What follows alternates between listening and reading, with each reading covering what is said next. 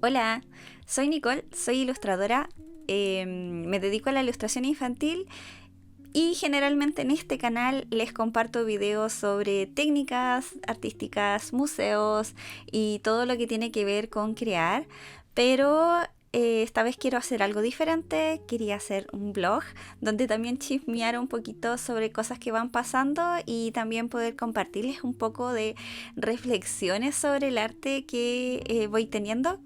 Espero que les guste, así que aquí vamos. A esta altura ya se habrán dado cuenta que en internet está lleno de un trend que simula el estilo Ghibli con inteligencia artificial, ¿cierto? De hecho, es súper interesante porque yo he visto que muchas compañías, incluso del medio artístico, se han unido a esto y se ha viralizado mucho. El estudio Ghibli últimamente ha sido muy popular y con el éxito y el Oscar del Chico y la Garza, la gente aprendió un poquito más de este estudio japonés, así que se volvió viral rápidamente. La verdad, no sé quién comenzó con este trend, pero sí he visto que mucha gente le ha gustado, que mucha gente ha querido participar de él. Pero por otra parte también hay mucha gente que lo ha odiado porque está hecho con inteligencia artificial. Particularmente con la tecnología de imágenes generativas, que ya lo he conversado en otras ocasiones. El problema con eso es de dónde se sacaron las imágenes. Pero yo no vengo a hablar de eso en particular, del robo, de todo lo que está detrás. Para eso hay otro video en el canal donde explico un poco eso. Yo vengo más que nada a chismear aquí. Lo primero es que he visto que muchos artistas han puesto post en contra de este trend en el que citan a una frase que dijo Hayao Miyazaki en contra de las inteligencias artificiales. Digamos, Hayao Miyazaki, para quien no sabe, es la cara más visible del estudio Ghibli, uno de sus principales dibujantes y fundadores. Y la cita dice que la inteligencia artificial es un insulto a la vida misma. Y los medios se han encargado de difundir esta frase como si fuera una respuesta al trend que está sucediendo ahora. Y no es real. No es así. Esa cita fue extraída de un video que en su tiempo también se hizo viral. Había un grupo de jóvenes que fue a presentar frente a Hayao Miyazaki una tecnología con inteligencia artificial en la cual se pretendía simular el movimiento humano en ciertas condiciones. Por ejemplo, ¿qué pasaría si una persona no pudiera mover el cuerpo desde el cuello hacia abajo? ¿Cómo intentaría moverse? Entonces las imágenes que se ven allí son un poquito creepy porque ellos simulan todo esto con tecnología 3D y lo que se ve es un poco extraño. Digamos que no es lo que se vería en la vida real, pero sí podrías verlo en un videojuego de zombies, por ejemplo. Y también lo simulaban con diferentes tipos de figuras, etc. La tecnología era bastante interesante para contextos como videojuegos, pero Hayao Miyazaki no respondió de una manera muy favorable a lo que vio y justamente da esta respuesta que está siendo utilizada en esta cita. Particularmente Hayao Miyazaki dice esa frase porque él recuerda en ese momento a un amigo que sufre de parálisis. Recuerda lo dolorosa que es la vida de ese amigo y cómo tratar de simularla a través de una inteligencia artificial le quita toda la veracidad al hecho, le quita toda la veracidad a lo que en realidad el estudio Ghibli siempre hace, que es observar. Siempre ellos buscan acercarse a la realidad, pero no de una manera estética solamente, sino de una manera profunda, de una manera que tenga que ver con la humanidad. Y justamente es esto lo que Hayao Miyazaki no ve en esa tecnología que se le está siendo presentada. Hayao Miyazaki rechaza, digamos, esta propuesta de los jóvenes y dice que nunca lo va a utilizar en su trabajo, en sus producciones. Tuve que detener la grabación porque mi gatita quería entrar. Ay. Bueno, en este video donde Hayao Miyazaki dice que nunca va a utilizar inteligencia artificial o esa inteligencia artificial que le están presentando en su trabajo, no estaba hablando de ChatGPT, no estaba hablando de imágenes generativas. De hecho, en mi opinión personal, yo creo que Hayao Miyazaki ni siquiera sabe bien qué es la inteligencia artificial o quizás nunca ha utilizado ChatGPT. Esto lo digo en base a que una vez leí sobre el momento en que ellos, para poder financiar el estudio durante la animación de El Chico y la Garza, ellos hacen este acuerdo con Netflix para el streaming de sus películas y tuvieron que explicarle a Yao sobre qué es un canal de streaming, cómo funcionan, obviamente todo el aspecto legal. Entonces no es algo que quizás él está en continuo contacto. Entonces yo me imagino que prácticamente él, lo que hemos visto en los documentales, él sale de su casa, saluda a los niños de la guardería, entra a su trabajo, dibuja hasta más no poder, hasta cierto horario, se vuelve, come, duerme, y esa es su vida. Cuando tienen un gran triunfo, tienen vacaciones, van a un resort muy tradicional, muy japonés, se bañan en las aguas termales y vive una vida muy apacible.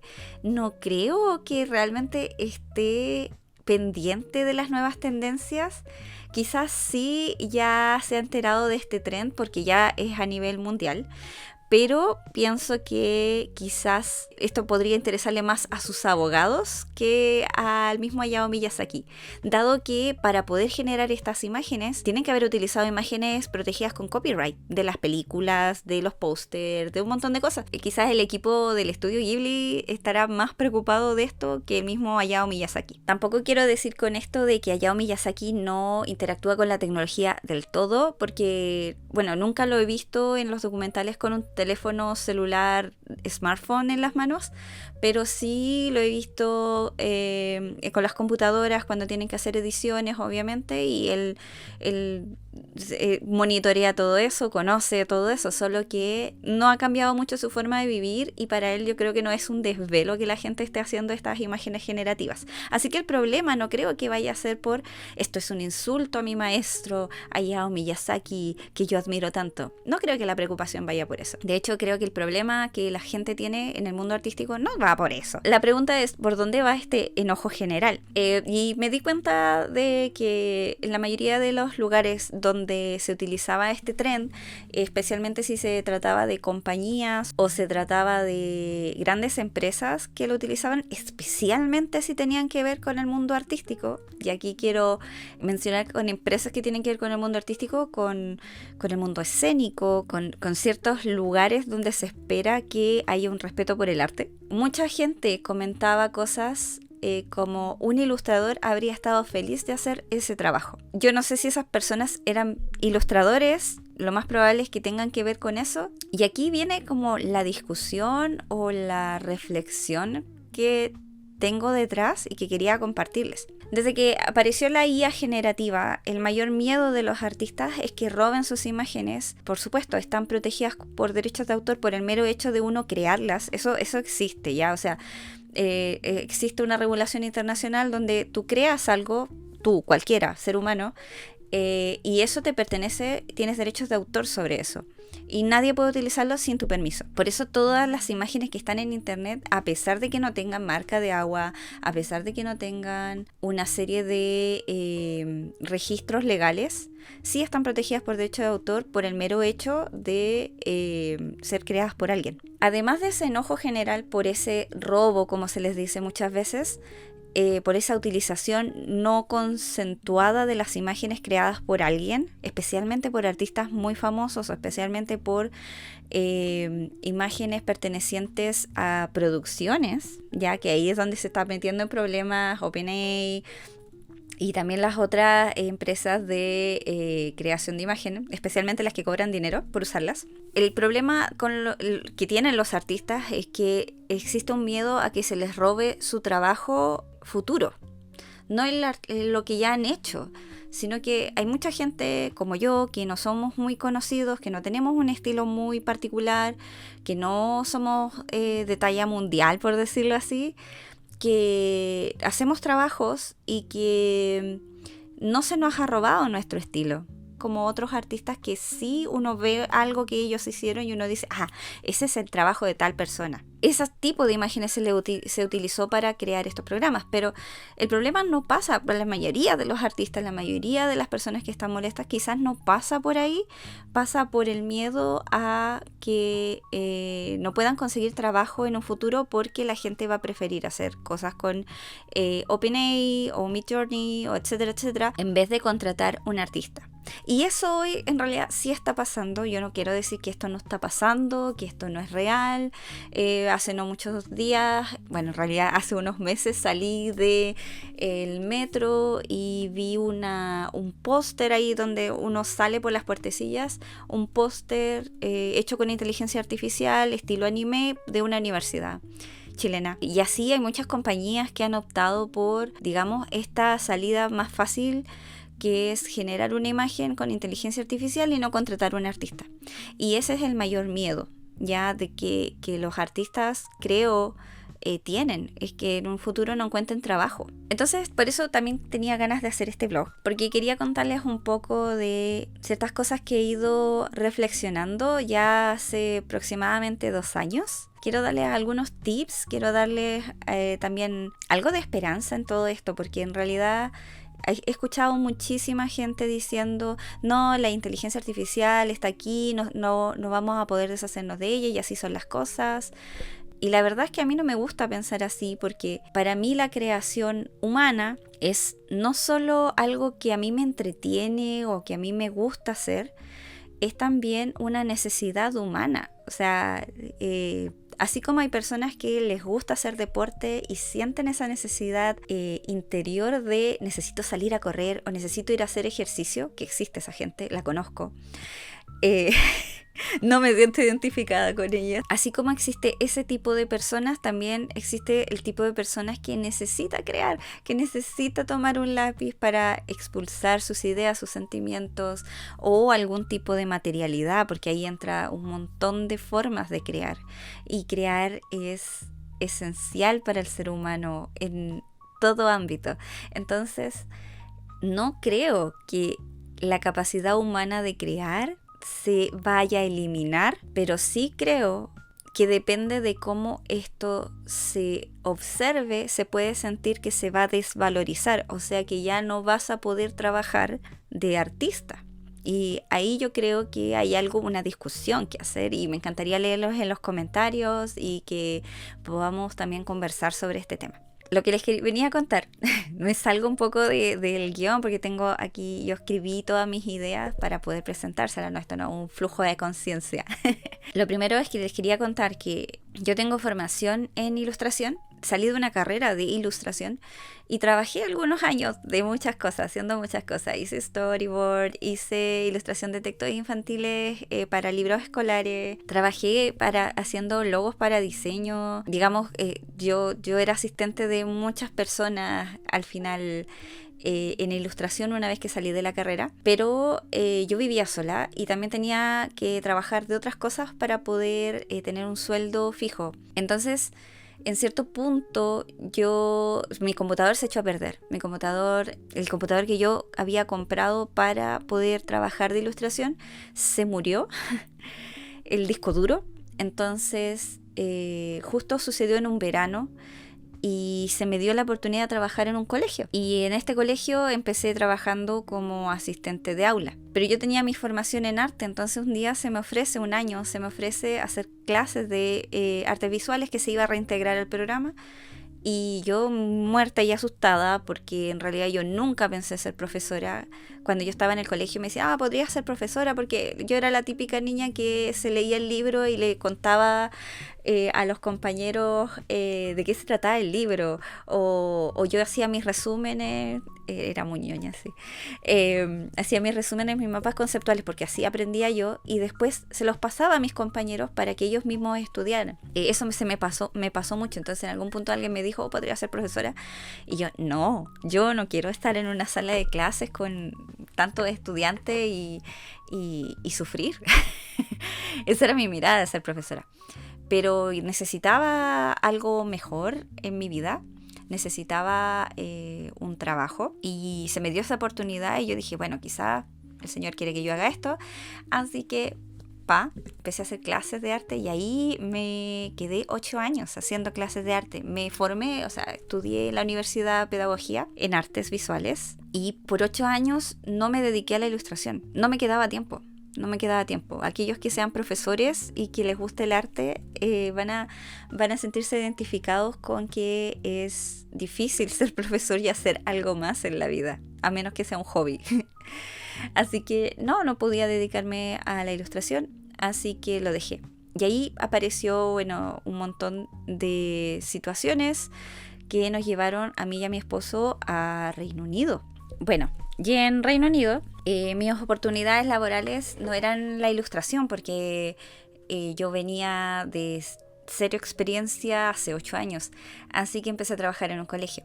Pero en algún punto yo dije, ¿sabes qué? Voy a renunciar a mi sueño de ser dibujante, ilustrar libros, qué sé yo, porque no tengo las habilidades para hacerlo. Y me sentí muy triste en ese punto, en ese tiempo en el que yo dije, ya, ¿sabes qué?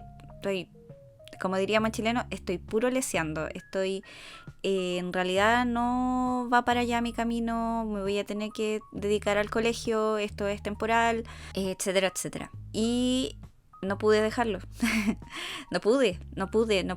Algo en mí me llamaba a pintar, algo en mí me llamaba a dibujar, y empecé a hacerlo de manera muy libre, sin la presión de, tengo que conseguir trabajo en eso. Eso me tuvo muy mal, muy estresada, y cuando, digamos, dejé de preocuparme es que tengo que encontrar un trabajo, empecé a volver a conectar con crear, pero me di cuenta que no era algo que yo podía dejar así simplemente y decir, ¿sabes qué? Nunca más voy a hacer esto. No, me di cuenta que era algo que ya estaba interiorizado en mi vida. Ya yo dibujo desde que soy chiquita. Entonces no era algo que iba a dejar. Pero y ahí empecé a investigar. Y yo dije, tengo que lograr enfocar esto, lograr tener una meta donde yo pueda decir, yo quiero alcanzar esto, yo quiero ilustrar esto, me gustaría trabajar en esto. Y empecé a investigar formas de trabajar.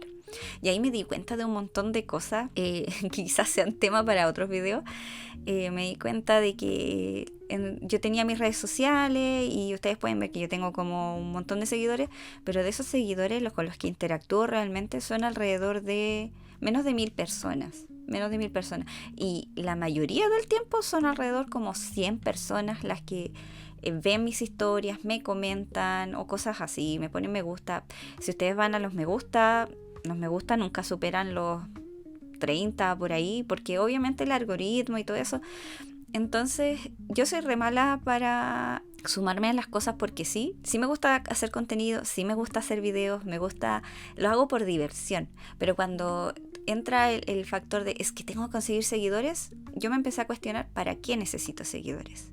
Y ahí me empecé a dar cuenta que hay modelos de negocio, está la persona que se hace conocida para conseguir trabajo, que muestra su arte para hacer trabajo, y está la persona que se convierte en una marca personal y su estilo resalta y la gente quiere ser como ellos. Entonces, por ejemplo, hacen sus Patreon, hacen sus modos donde la gente subvenciona a cambio de conocimientos, tips, por ejemplo, pinceles y algún tipo de valor agregado que te ayude a acercarte a lo que esa persona ha logrado.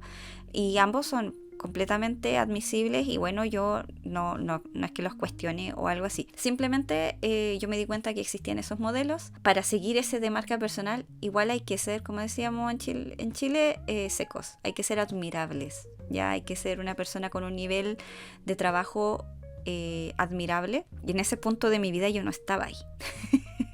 Ya yo en realidad, de hecho en este punto de mi vida yo no considero que sea una persona que la gente diga, yo quiero aprender a hacer cómo haces eso. ¿Ya? Esa es básicamente la frase que describe una persona que sigue ese modelo. Entonces, como yo no estaba en ese proceso, yo empecé a decir, bueno, ¿y a mí qué me gustaría hacer en ilustración? Y ahí yo me di cuenta que quería ser ilustradora de libros infantiles, que siempre me gustaron los libros infantiles.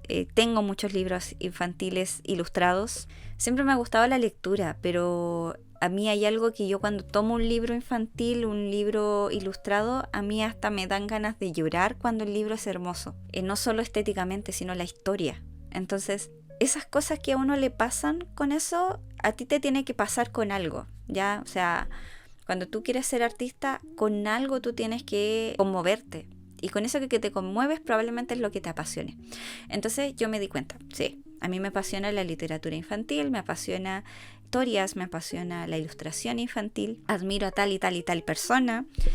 Una de las cosas que empecé a hacer es aprender de otros ilustradores que eran del área infantil o que eran de otras áreas, pero empecé a abocar los conocimientos. Mucha gente fue muy generosa conmigo, me compartió mucha información y por eso yo también quiero compartirlas con ustedes. De todas maneras, yo no tengo la última palabra, ya de esto quiero ser clara, este es mi camino, mi propio camino.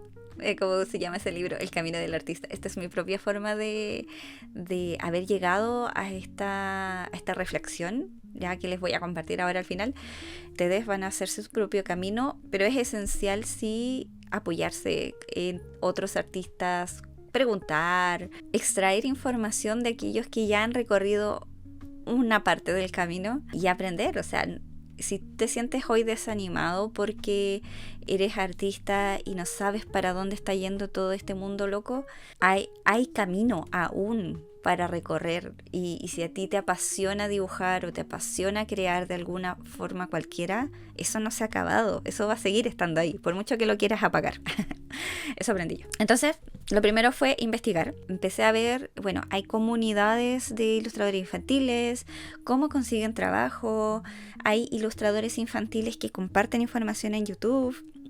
Y ahí empecé a investigar, hay muchísimos muy conocidos y la mayoría están en inglés, porque sucede que el mercado editorial más grande está en Reino Unido y Estados Unidos mucho más grande. Entonces mucho del material está en inglés. Y bueno, gracias a Dios, yo estaba en Reino Unido y estaba aprendiendo inglés sin quererlo trabajando. Entonces me ayudó mucho porque empecé a entender cosas que yo antes no entendía, cosas que yo antes no tenía acceso. Tengo que ser sincera, me da una lata leer en inglés, o sea, me da mucha pereza leer en inglés, como que mi cerebro se rehúsa a que entre la información más claramente en inglés. Oyendo sí se me quedan mucho más las cosas y en general yo oyendo las cosas se me quedan así profundamente desde que estoy en el colegio. Y investigando llegué al primer paso que tú lo vas a ver en cualquier persona que hable sobre el mercado de la ilustración. Lo primero que te van a decir es que necesitas un portafolio. El portafolio es lo esencial para ti. Pero por otro lado, el portafolio no es tan fácil hacerlo, no es tan rápido hacerlo. Así que yo estuve más de un año trabajando en mi portafolio, más de un año. De hecho, hasta el día de hoy todavía hay cosas que tengo que hacer con respecto a mi portafolio, pero estoy en otra etapa también. Algo esencial sobre el portafolio es que no solo pones tu mejor trabajo, lo mejor que has hecho, sino que pones lo que amarías hacer, siendo pagado. Lo que tú amarías hacer, si te lo pagaran, sería tu sueño. O sea, si te pagaran por hacer eso, tú lo harías feliz. Y estoy hablando en el ámbito de ilustración. O sea, si te pagaran por dormir, no estamos hablando de eso. Estamos hablando de si, por ejemplo, a ti te fascina dibujar animales y a ti te pagaran por hacer las ilustraciones para un parque temático de animales o un parque, una reserva nacional, los animales que están dentro de esa reserva nacional, imagínate te pagaran por eso. ¿Amarías hacer eso? Ya, eso tienes que poner en tu portafolio. Porque así las personas que vayan a verlo van a saber qué es lo que te gusta hacer y en qué eres bueno haciendo. Las personas no van a saber a menos que lo vean. Eso es algo que me quedó muy marcado en mi cabeza, es que nadie va a saber algo a menos que tú lo digas o lo muestres. Así. Y en el mundo del portafolio es que lo muestres, porque es un mundo de imágenes. Ahora, si tú crees que el portafolio lo van a ver alguien así como recorriendo en internet y se lo va a encontrar y va a decir, oye, me gusta tu portafolio, por favor, hazme un trabajo, eso no va a suceder. Así que vamos al siguiente paso. Algunas personas que ven este canal y que me conocen mucho saben que ya he participado en varias portfolio reviews. Estas son instancias donde alguien mira tu portafolio y yo, como no tengo dinero, o sea, no tengo así como una situación económica holgada, no me gusta mucho pagar por portafolios reviews porque generalmente se siente como te estoy pagando para que me contrates y es como, o para que veas si es que me contratas. Entonces tengo ahí mi propia opinión respecto a eso. Bueno, la cosa es que encontré el perfil de, se los voy a dejar aquí, Owen Davey. Él es un ilustrador reconocidísimo y él hace instancias de portafolio reviews una vez al mes. Son gratuitas. Las personas que ahí lo dan lo hacen de manera voluntaria y generalmente son personas con una buena trayectoria. Generalmente gente que sabe de lo que habla, ¿ya? Entonces, si ustedes quieren que su portafolio se revise, se los recomiendo muchísimo. Yo tuve la oportunidad de estar en casi todas, por una cantidad de meses, estuve con una entrevista por lo menos con una persona, porque las personas van variando y vas a encontrar directores de arte, vas a encontrar ilustradores, vas a encontrar personas que trabajan en diseño, entonces hay para todo, o sea, no es solo ilustración infantil. Bueno, la gracia de esto es que tú tienes 30 minutos de entrevista online con esta persona y ya sea de que esta persona te dé un feedback sobre lo que le falta a tu portafolio o ya sea que tú puedas hacerle preguntas sobre su trayectoria, etc. Y esto me sirvió muchísimo, muchísimo, muchísimo, muchísimo. En realidad, mi portafolio llegó a un cierto profesionalismo a través de estos feedback, estas retroalimentaciones que me dieron estas personas. Al principio, en todas estas revisiones, yo tenía súper poquito conocimiento de cómo hacer un portafolio, entonces ellos me fueron ayudando a poner las secciones o el tipo de ilustraciones que tenía que poner. Y con el tiempo me fui dando cuenta que las ilustraciones que tenían mejor recepción o que destacaban más frente a las otras, tenían que ver con aquellas que me gustaban más hacer. Porque yo siempre dije que a mí me gustaba más dibujar en tradicional, pero la mayoría de mis obras que estaban ahí estaban en digital. Entonces, de alguna manera, lo que era tradicional siempre destacaba. Siempre que la gente me mencionaba así como, mira, esta ilustración se ve muy bien, yo encuentro que se vería muy bien en esto otro, deberías destacarla más, qué sé yo, o hacer más de este tipo. Y fui haciendo la conexión de que estas ilustraciones que siempre se iban destacando eran las que a mí más me habían gustado hacer o las que más tiempo le había dedicado de alguna forma. Y eso me empezó a llamar la atención. Después de empezar a captar esto, empecé a hacer otro tipo de preguntas en estos feedbacks. Empecé a preguntar, por ejemplo, cómo conseguir clientes. Y también mi pregunta era cómo conseguir mi primer trabajo pagado, porque a la vez que yo hacía todo esto y trabajaba en mi portafolio, también me dediqué a hacer voluntariado. De ilustración allá en Reino Unido tuve la oportunidad de hacerlo y eso me ayudó como a calentar, a poder volver a ilustrar un encargo real, escenas reales, etcétera, etcétera, y sin la presión de que me van a pagar por esto, me tiene que salir bien, así como me tiene que salir estupendo, pero sí, aún así yo quise hacerlo bien, pero con mis habilidades de entonces no tenía esa presión de ellos van a estar esperando un nivel, una calidad que quizás no tengo todavía. Y ellos habían visto mi portafolio, así que ellos sabían lo que yo era capaz de hacer. Y más o menos en ese tiempo, una de las frases que se me repetía, que me decían más, era que perseverara, que fuera constante. No solo dibujando, sino también enviando portafolio. Y ahí fue donde di con un canal que se los recomiendo muchísimo. La artista se llama Nur Ventura, es españolísima. Ella tiene un video en particular, se los voy a dejar la thumbnail aquí. El video se llama Atraer clientes como ilustradora infantil. Y ella es ilustradora infantil. Y me cayó del cielo ese video, porque en ese video ella explica el proceso de cómo contactar editoriales y directores de arte para conseguir trabajo, ¿ya? Y aquí yo se los voy a decir súper resumido, pero vayan a ver ese video, les va a servir. Lo primero es que a los directores de arte y editoriales se les contacta vía email. Esa es la vía preferida. En mi caso, yo soy ilustradora de libros, entonces mis clientes soñados siempre van a ser las editoriales. La cosa es que estas personas reciben muchos portafolios y muchos emails todos los días. Ya son gente muy ocupada. Así que había que tener una estrategia bien clara de lo que tenía que tener ese email. Lo primero es que tiene que ser corto, tiene que ser conciso, tiene que ser claro.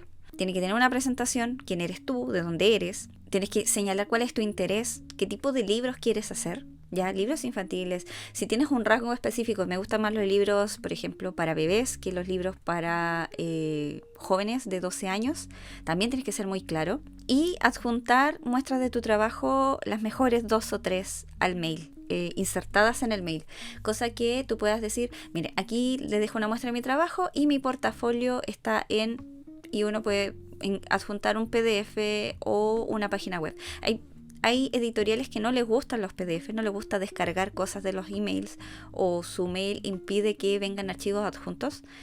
Así que muchas veces ellos prefieren que se les envíe un link, pero eso va a depender de editorial a editorial. Y esto es muy importante, cuando tú estés averiguando dónde enviar tu portafolio. En Estados Unidos y en Reino Unido existen los Submission Guidelines, que son como las guías de aplicación, donde te dicen, a nosotros nos gusta que mandes un PDF con 2 hojas y tus mejores ilustraciones, a nosotros nos gusta que mandes solo un link a tu página web, nosotros nos gusta que mandes esto, esto y esto. Sí, como que ellos van diciendo sus propias reglas para que tú apliques, pero hay otros que no, otros dicen envíanos un mail a tal parte, y ahí tú tienes que seguir como este formato profesional. Ahora, la pregunta es, ¿cómo consigo estos mails? ¿Cierto? ¿Cómo consigo dónde tengo que mandar las cosas? Si la página no tiene Submission Guidelines, lo que tú puedes hacer es buscar el formulario de contacto y escribir, decir, hola, soy ilustradora, quiero enviar mi portafolio, ¿a quién se lo puedo mandar? Y ahí te va a llegar un mail de respuesta generalmente, donde te va a decir, envía un mail a tal persona, o envíalo a este mismo, nosotros lo redirigimos, etcétera, etcétera. La cosa es, ¿por dónde empiezo? ¿Dónde consigo editoriales? ¿Dónde consigo esto otro?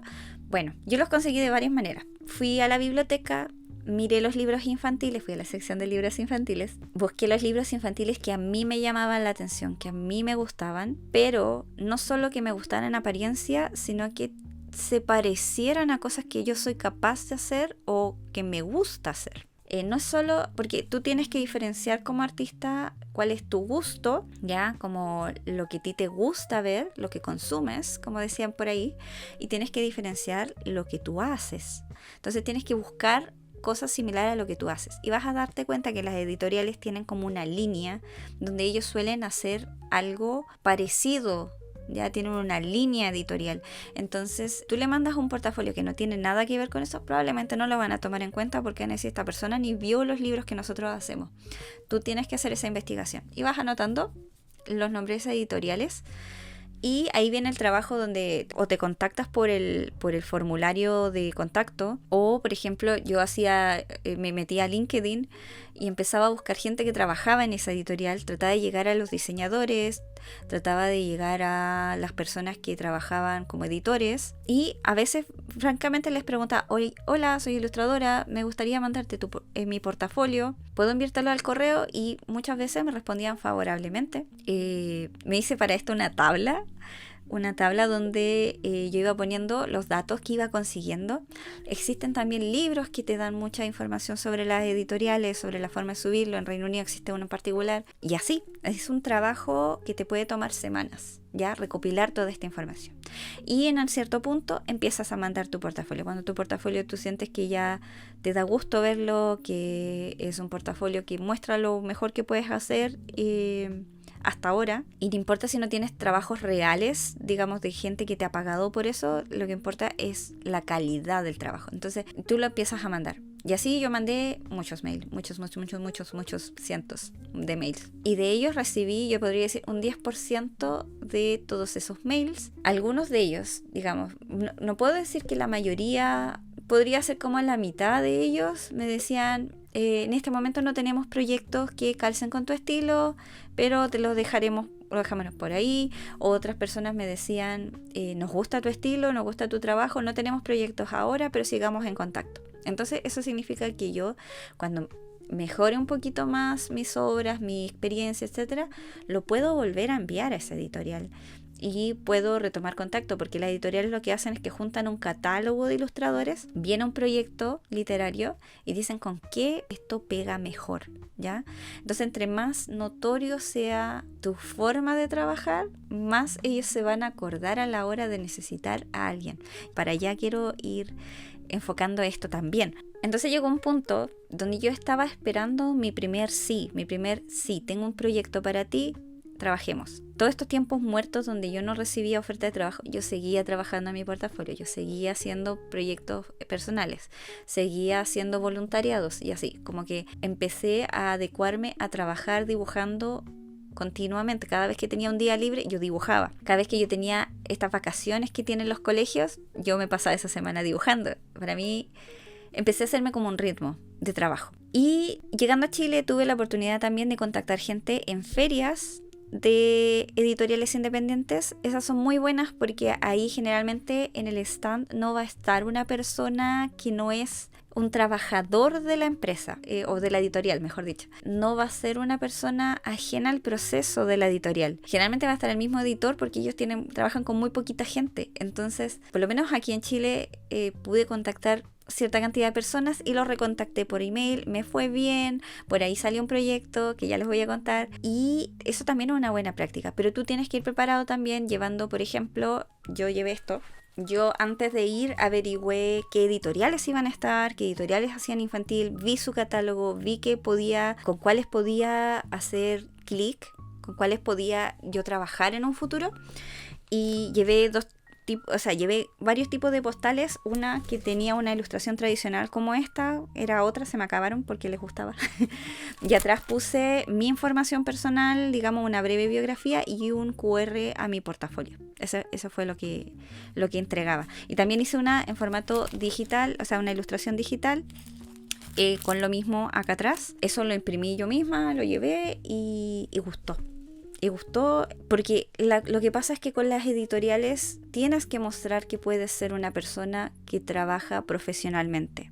Aún así, tú no hayas tenido experiencia. Yo hasta ese punto nunca había hecho un libro. No tenía una experiencia donde yo pueda decir, mira, yo hice este libro, ¿ya?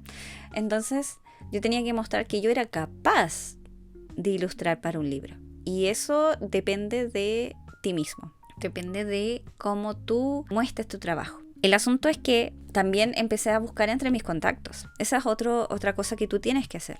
Tú estudiaste cualquier cosa, conoces gente. Tú trabajaste en tal lado, conoces gente. Puedes trabajar para esa gente. Puedes ofrecer tu trabajo para esa gente.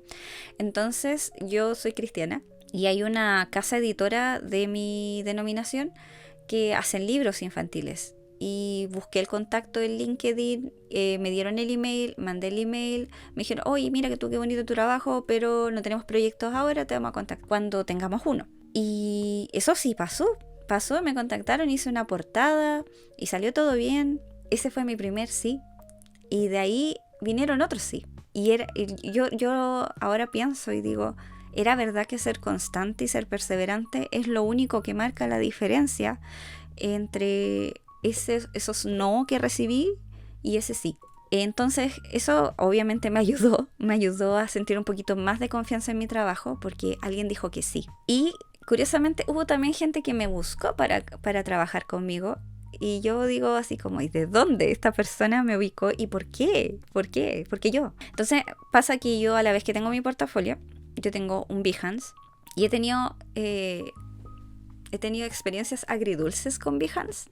En Behance es fácil que te contacte gente para trabajos, pequeñas compañías en general. En general son pequeñas empresas o personas naturales. Las personas naturales que me contactan muchas veces tienen proyectos de libro, por ejemplo, pero en general no tienen mucha idea ni cuánto cuesta un libro, ni cómo se hace un libro. Entonces a ellos como que yo les doy más información de guía. Mira, esto tú puedes hacer. Pero a las personas que son como compañías pasa algo muy curioso, que es que ellos quieren hacer un proyecto con ilustraciones, pero siempre te quieren comprar los derechos completos. Eso cuesta plata. Cada uno es libre de elegir cuándo, cómo renunciar a ellos. Puede que el proyecto te guste mucho y que hoy tú lo harías feliz de la vida, aún renunciando a tus derechos sobre tu obra. Yo lo he hecho, pero son proyectos que me gustan mucho. Cuando los clientes no están dispuestos a negociar lo que vale eso, pero aún así lo quieren, muchas veces yo evito trabajar de esa forma. Bueno, esta es una decisión personal y porque me lo puedo permitir. Pero si estuviera en otra situación, ya posiblemente trabajaría igual. Sobretrabajaría quizás, no lo sé, pero no es mi realidad. Entonces ahí ese es un tema aparte, completamente aparte. Entonces con Behance me pasa eso. Con Behance me pasa que Behance además no da ninguna seguridad de que te vayan a pagar finalmente lo que te dicen que te van a pagar, a pesar de que ellos gestionan el pago y te cobran una comisión. Así que Behance es bien red flag. Pero por ahí ha llegado gente que sí he trabajado y que me ha ido bien, ¿ya? Así que no le cierren esa puerta. Y por último, Instagram. También me han contactado por Instagram. Solo que en Instagram, curiosamente, me han salido mejor las cosas porque la gente te conoce más cercanamente en Instagram. Yo no espero de Instagram los mejores trabajos, ¿ya? Yo no espero que una editorial me contacte por Instagram. Yo sé que a gente la ha contactado agentes por Instagram, que los encuentran y qué sé yo. Pero eso es una aguja en un pajar. Entonces, en realidad yo no espero que eso pase. Por eso mi foco no es Instagram. Yo les decía antes, mis seguidores son muchos, pero interactúo con pocos. Lo hago por gusto. Yo tengo Instagram por gusto. Y siempre ha sido así. Y lo voy a seguir manteniendo así. Porque mi modo de encontrar trabajo ha sido por email. Y finalmente, también está la Sociedad de Escritores e Ilustradores Infantiles. Nosotros le decimos la Scooby, pero le voy a dejar la sigla aquí porque en realidad es como difícil de decirlo en inglés.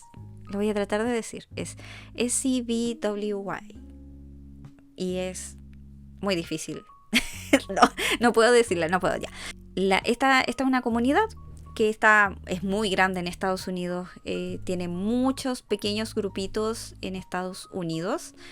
Ellos se juntan, hacen conferencias. Entonces tú tienes ahí un montón de gente, editores, agentes, traductores, ilustradores, escritores, metidos en una conferencia y ahí te pueden salir muchas oportunidades de trabajo.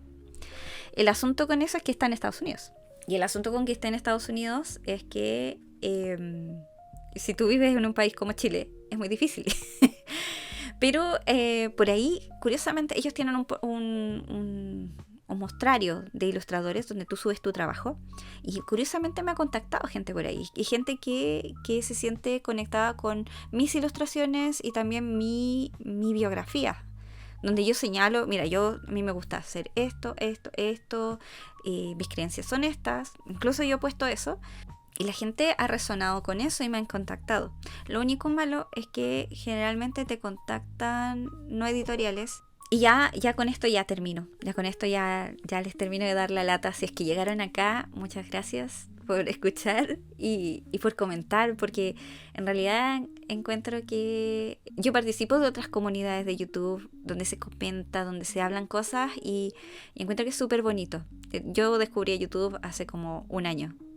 Yo usaba YouTube para escuchar música, para un montón de cosas, pero seguir realmente el trabajo de personas y aprender cosas hace como un año y medio, quizás por ahí, que veo más YouTube, participo de comunidades y lo encuentro súper bonito. Entonces me encantaría también que pudiera esto llegar a personas que lo necesitan y poder generar diálogo y poder generar aprendizaje, porque encuentro que eso es lo valorable de la tecnología. Entonces les voy a contar esto, que a mí me da como cosita, pero les voy a contar. En la última portfolio review, la última revisión de portafolio que tuve, de este caballero que les conté antes, hablé con una persona, les voy a decir quién, una persona que es importante en el mundo de la ilustración. Logré una entrevista con ella y solo tenía tres, y yo alcancé una. Ha sido jurado en concursos de ilustración. Hace una cuestión tremenda de ilustración, ya, a nivel latinoamericano. Entonces estaba nerviosísima de que esa persona viera mi trabajo.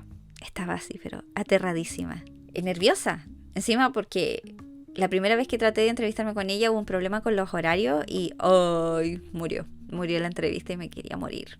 Y tuve otra oportunidad, entonces, bueno, la verdad es que cuando tuve la entrevista yo sentí, esta fue mi sensación corporal mental, fue que mi trabajo no la impresionó. Esa fue mi sensación, ¿ya? Ahora, que yo sepa que eso fue o no fue, no lo sé porque las personas no dicen todo lo que piensan, pero esa fue mi impresión.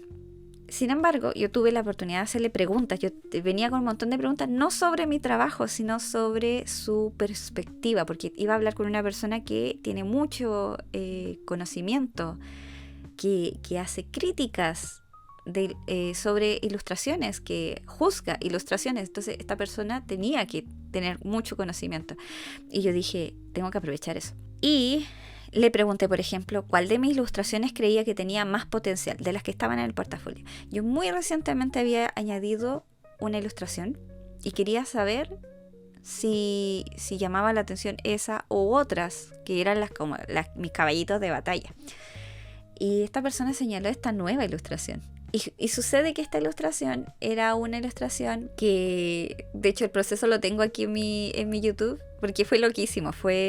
Yo hice una ilustración, luego la recorté, la monté para que estuviera parada, le tomé fotografía, la edité digitalmente para borrarle los bordes y eso lo convertí en una ilustración 2D de nuevo. Entonces, todo ese proceso para mí fue hecho con mucho, mucho, mucho amor. Fue como con mucho cariño, como que realmente yo no puedo decir que estuve disfrutando el proceso así muerta de la risa, sino que lo disfruté incluso en la dificultad de hacerlo, en la dificultad de recortar que me quedara bien, en la dificultad de hacer que los monos se pararan, en la dificultad de tomar una foto que la luz saliera bien, en que las sombras se proyectaran para donde yo quería.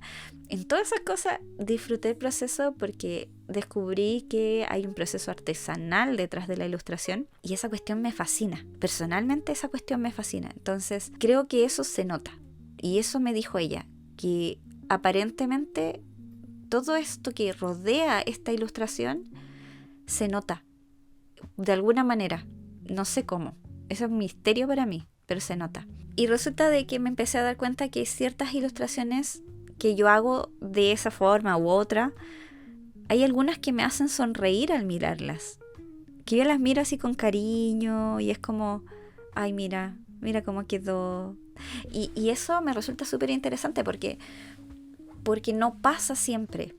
No pasa siempre que yo mire una ilustración. Y generalmente cuando estoy muy estresada tratando de terminar algo y que quede de determinada manera, sucede que no disfruto tanto el proceso. Pero si yo me doy la libertad de ver qué pasa, de sorprenderme en el proceso incluso, o seguir un proceso que ya he probado antes, aun si ese proceso lo conozco, muchas veces salen cosas en el camino inesperadas y esa cosa es tan rica. Bueno, ya, yendo al punto. En el fondo, esto se nota en tu portafolio, ¿ya? Se nota. Cuando tú miras una ilustración y te hace feliz verla, puede ser orgullo incluso, así como, ay, me siento orgullosa de esta pequeña cosita que hice. Eso tiene que ir en tu portafolio. Y eso, además, va construyendo algo. Yo le pregunté a esta persona también, le dije, cuando tú juzgas y tienes como 1000 ilustraciones que juzgar, ¿cómo sabes que esa tiene que ser la ganadora? ¿Cómo sabes que esa es la ilustración que tiene que ser el primer lugar? ¿Cómo lo sabes? Y ella me dijo, bueno, primero me dijo que no se sabía, no es como algo que sea una fórmula, qué sé yo, sino que me dijo que tenía que tener un algo único, un algo especial, una voz, me dijo, una voz. Pero que también todo está muy sujeto a la subjetividad y eso pasa con los concursos también, ya que hay una persona ahí juzgando, por lo tanto, lo que resuene con esa persona no va a resonar con el que está al lado. Es subjetivo, pero no es solamente subjetivo. Tiene que haber algo que tú veas la ilustración. Ella me lo escribió así. Vas pasando de ilustración a ilustración y de repente hay una que te capta la atención y quieres verla de más cerca. Y yo creo que eso les ha pasado a todos, de que tú ves imágenes, por ejemplo, cuando estás en Google y tú estás buscando algo, o tú solo estás mirando referencias, por ejemplo, en Pinterest, y de repente algo te capta la atención. O vas por la calle y de repente algo capta tu atención y quieres mirar más de cerca. En una vitrina, un zapato, entre un mar de zapatos, un zapato llama tu atención. En ese momento, y un tiempo después, me acordé de un libro que nunca leí, que es este. Es el libro Encuentra tu voz artística de Lisa Compton. Como que cuando hablo inglés me da vergüenza, entonces como que gesticulo más, perdón. Y la cosa es que cuando lo empecé a leer, empezó a conectar con todo lo que este camino que les he ido contando empezó a conectar con el tema de la voz. Y ahí es donde yo quiero cerrar con esta idea. El tema de encontrar tu voz o ese algo único o ese algo que destaque del resto de cosas que existen en la ilustración, en el mundo de la ilustración, toma tiempo y nunca termina. Nunca termina de desarrollarse. Va creciendo contigo. Entonces, no te puedes rendir a la mitad del camino. No puedes dejarlo porque no te está resultando ahora. Y tampoco puedes dejarlo por miedo a no encontrar trabajo en eso. O sea, obviamente no se trata de que tú hoy dejes y renuncies tu trabajo de 9 a 5 porque quieres dedicarte a ser artista de paraguaso. Quizás no te lo puedas permitir, pero eso no quiere decir que dejes de crear cuando puedas. Y eventualmente vas a desarrollar esa voz artística. Y es eso. Y ahí es donde yo quiero recalcar esto. No debería darnos miedo perder oportunidades de trabajo porque alguien está replicando el estilo de Hayao Miyazaki o el estudio Ghibli. No debería darnos miedo eso, porque en realidad yo no quiero dibujar como Hayao Miyazaki. Yo no quiero que alguien venga y me diga, oye, ¿me haces un retrato en el estilo de Hayao Miyazaki? Porque yo no dibujo como Hayao Miyazaki. Yo dibujo como Nicole Almendrada. Yo espero esas oportunidades de trabajo donde me digan, me encantó tu estilo, quiero hacer esto con tu estilo. A eso yo aspiro como artista. Y creo que todo artista o todo creador debería aspirar de alguna manera a eso, a tener un algo único que solo tú puedes hacer y que la IA podría replicar artificialmente como lo está haciendo con el estilo de Hayao Miyazaki. Pero sabemos que de ahí no va a salir una historia como Hayao Miyazaki las cuenta. Ese se ha vuelto mi primer objetivo con respecto a conseguir clientes de ilustración. Y va a tomar tiempo y va a necesitar constancia y vas a necesitar un plan. Para eso recomiendo mucho los videos de Nurventura, que también habla sobre los planes. Ella genera un contenido genial y por eso la recomiendo tanto. También va a depender de aspectos de cómo muestras tu trabajo, de aprender a gestionar tus tiempos, de ser responsable, porque toda esa suma de cosas es ser una persona profesional. Y si tú quieres llegar a trabajar profesionalmente en ilustración, tienes que ya ser una persona profesional en tu forma de afrontar los trabajos. Yo en este momento, en este punto de mi existencia y mi desarrollo artístico, todavía necesito mejorar cosas. Necesito aprender muchas cosas y necesito desarrollar mi voz porque yo siento que todavía no tengo una voz tan clara. Pero estoy en eso. Esta es mi apuesta, ¿ya? También mi apuesta en la vida. Yo creo que las editoriales y la gente que realmente trabaja con el arte, estoy hablando directamente de la ilustración infantil, yo creo que esas personas sí aprecian la mano humana por sobre una salida barata. Porque ese es el tema, muchas empresas están dispuestos a olvidarse del asunto humano por ahorrarse unos pesitos, y por eso están utilizando inteligencia artificial para sus campañas publicitarias, etc. Pero la publicidad, por ejemplo, siempre ha sido así, ¿ya? O sea, quienes trabajan en publicidad lo saben, siempre ha sido así, ¿ya? Pero las grandes empresas que crean cosas no van a hacer eso. Sé que son las menos, pero no es imposible llegar ahí. No es imposible. No necesitas un talento especial más allá de otra persona para hacer. Solo necesitas constancia, perseverancia, ser profesional y seguir los pasos que se tienen que seguir. Incluso yo creo que ahora la tendencia de las editoriales, sobre todo, va a ser buscar mecanismos de ilustración tradicional por sobre la digital, porque esta misma persona con la que tuve la última entrevista, me dijo, algunas de tus obras parecen como que otra persona podría hacerlas. Y la verdad pienso que tenía razón. Hay cosas que yo he hecho que en realidad no se diferencian de otras personas que podrían haberlas hecho. Se me ocurrió a mí, obvio, pero no tiene nada que tenga solo mi mano. A veces pasa eso con el arte digital. El arte, por ejemplo, el arte conceptual, el arte digital, que hay pocos artistas conceptuales en los cuales uno puede decir, mira, este lo hizo tal persona. Y creo que todos deberíamos aspirar de alguna manera a destacar, porque si no también hay maneras también válidas de trabajar. Por ejemplo, cuando hablamos de una animación, todos los animadores que están involucrados tienen que aprender a simular el estilo de, y a veces eso es útil. No todos tenemos que dibujar de una manera única y rupturista, ¿cierto? Por ejemplo, personas que hacen fanart, también ellos tienen su nicho. Pero como yo estoy en el ámbito de la ilustración editorial, puedo hablar de eso. Y en ese aspecto, yo creo que lo que se puede hacer destacable y único tiene más peso. Pero hay muchas maneras de hacer arte, muchas maneras de hacer arte digital. Y creo que tenemos que ser abiertos respecto a eso también. No hay solo una manera de vivir del arte, tienes que escoger la tuya. Quiero terminar diciendo, no se desanimen, no crean que el arte está destinado a morirse o la creación artística está destinada a morir, porque simplemente no puede morir, no va a morir. Mientras haya alguien que pueda tomar un lápiz, no va a morir. Mientras haya esa urgencia dentro de nosotros por crear, va a seguir existiendo arte. Y mientras hayan seres humanos que puedan seguir creando, va a seguir habiendo humanos que la valoren. Así que eso, espero les haya gustado esta cosa diferente, que creo que ha salido muy largo, pero espero que lo hayan disfrutado. Chao, nos vemos.